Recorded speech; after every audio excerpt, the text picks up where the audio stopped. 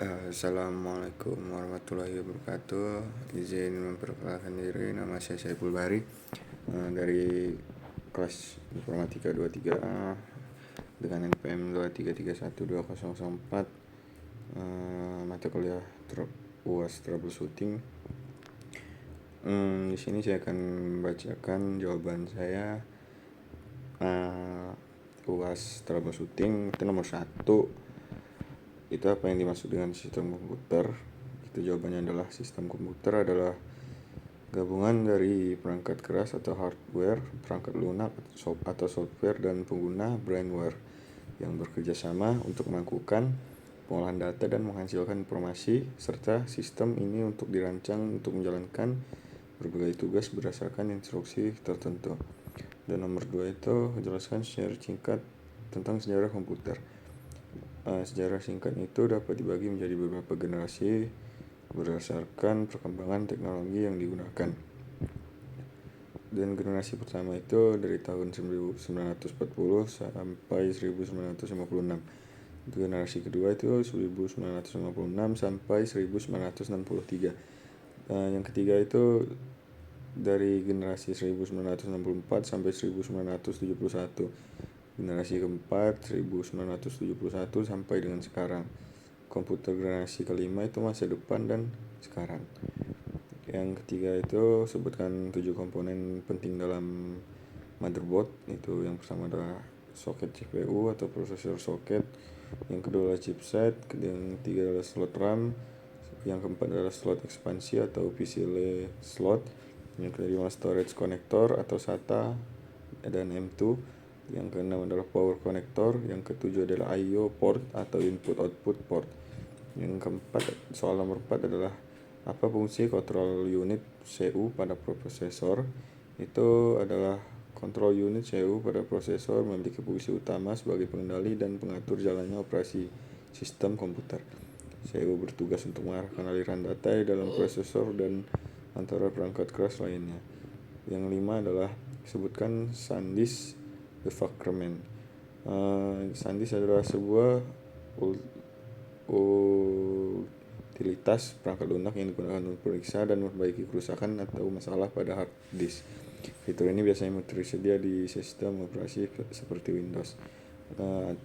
Ada pula defragmentasi, itu adalah proses untuk mengatur ulang file di dalam hard disk agar tersusun secara berurutan sehingga meningkatkan kecepatan akses data. Dan soal nomor 6, sebutkan 4 alat input dan output beserta fungsinya. Alat inputnya itu adalah keyboard, mouse, scanner atau mikrofon. Alat outputnya itu monitor, printer, speaker, proyektor. Dan nomor 7, soal nomor 7, sebutkan macam-macam permasalahan pada komputer dan memberikan 10 solusinya, minimal 10. Yang pertama itu komputer tidak menyala. Solusinya itu pastikan periksa koneksi kabel daya ke listrik atau ganti power supply jika rusak, dan cek tombol power pada casing komputer. 2 layar tidak menampilkan gambar. Solusinya itu pastikan kabel monitor terhubung dengan benar. Coba monitor lain untuk memastikan, periksa atau ganti kartu grafis jika diperlukan. Yang ketiga itu komputer lambat. Solusinya itu tambahkan kapasitas RAM, hapus file yang tidak perlu atau gunakan SSD, scan komputer dengan antivirus. Yang keempat, sistem operasi yang tidak booting. Gunakan fitur startup repair di Windows. Boot menggunakan media instalasi untuk memperbaiki sistem, ganti hard disk jika rusak. Yang kelima, overheat atau panas berlebihan pada komputer. Solusinya itu bersihkan kipas pendingin dan heatsink, ganti pasta thermal pada prosesor, pastikan ventilasi komputer tidak terhalang. Nomor 6 itu suara berisik dari komputer. Solusinya bersihkan kipas dari debu, ganti kipas atau hard disk jika rusak. 7 itu tidak ada koneksi internet. Solusinya itu restart router atau modem. Periksa kabel jaringan atau update atau install driver jaringan. Yang ke-8 itu blue screen pada komputer. Solusinya itu perbarui atau reinstall driver, periksa kesehatan RAM atau sistem restore, lakukan pemulihan sistem. Yang kesembilan adalah keyboard atau mouse tidak berfungsi. Itu solusinya pastikan kabel atau konektor USB terhubung dengan benar. Gunakan keyboard atau mouse lain untuk uji coba atau install ulang dari perangkat. Nomor 10, file hilang atau tidak bisa dibuka. Itu solusinya gunakan software recovery, file seperti Recuva atau scan komputer dengan antivirus, simpan data penting di cloud atau hard disk eksternal. Dan nomor 8 itu menyebutkan nama komponen tuh. Yang pertama adalah RAM, itu menyimpan data sementara pada komputer saat berjalan.